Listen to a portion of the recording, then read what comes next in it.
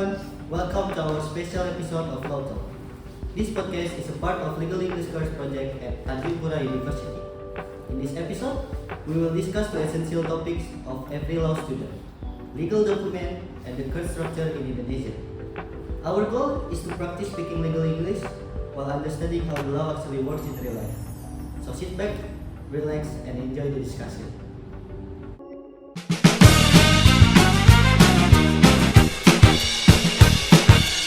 Hi everyone, I'm Dodi, your host for today's podcast. Joining me are my classmates, Rama, Nasa, and Fajar. Let's start with the first topic, legal document. Hello everyone, my name is Rama, and I'm really interested in contract law and how legal English will shape agreement. I'm Nasa and I focus on business law, especially how companies use documents to protect their rights. I'm Fajar. I'm focused on civil law, and I believe that understanding legal document is the foundation of every case. Great, so Rama, could you explain what a legal document actually is? Of course, kan. Legal document is any written paper that defines legal right, duties, or relationship. Let me example like include contract, power of attorney, wills, affidavits, and court summon. They serve as formal evidence and can be presented in court if needed. That's clear explanation. Nasa, what makes legal document valid? A few key elements. First, it must be written clearly and follow legal format. Second, it must be signed voluntarily by the parties involved. And third, it should have a lawful purpose. For example, a lease agreement is valid only if both parties agree freely and the property legally recognized. Excellent. Fajar, could you give us more example of legal document people often use? Sure, some common examples are employment contract, memoranda of understanding or MOU, non-disclosure agreement or NDA, and deed of sale. It serves a unique function. For instance, an NDA protect confidential information, while a deed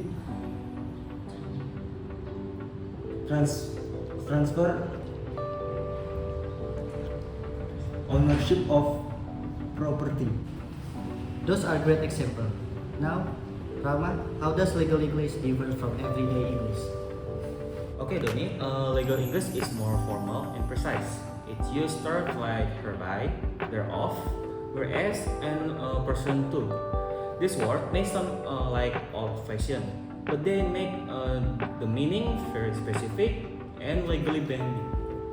Yes, and that's why legal English can be tricky for students. For example, instead of saying I give permission, power of attorney might say I hereby authorize the agent to act on my behalf, and it sounds more formal, but it's legally for stranger.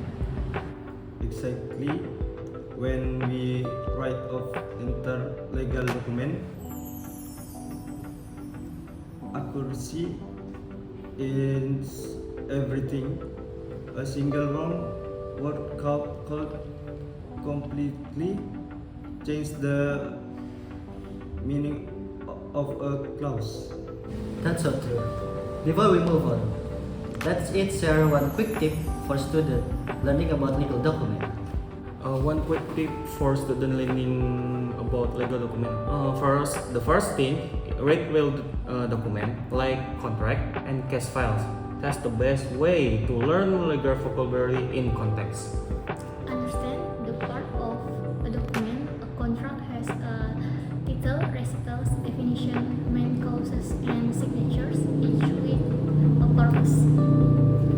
That was a great discussion about legal documents and how they shape real-world legal relationship.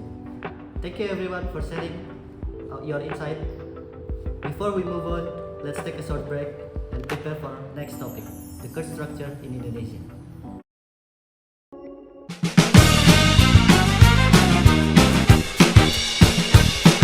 Now let's move to our second topic, the court structure in Indonesia. Firly, Ricardo, and Chakra, could you explain how the Indonesian court system works? Yeah, sure. Indonesian court system is divided into several branches and levels. At the top, we have the Supreme Court, which is the highest judicial authority. Below it, there are four main jurisdictions. Number 1, General Court, handling civil and criminal cases. Number 2, Religious Courts, dealing with Islamic family law such as marriage, divorce, and inheritance.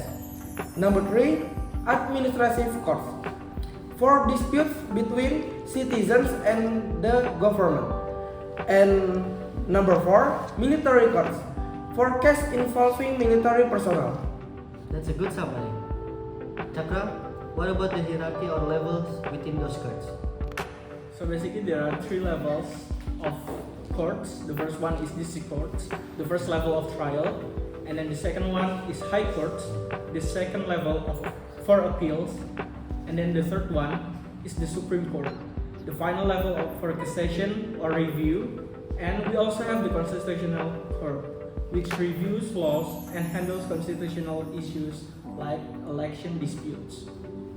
Yes, and it's important to remember that each court has its own jurisdiction. For example, if it's a business dispute, it goes to the general court. But if it's a marriage case under Islamic law, it goes to the religious court.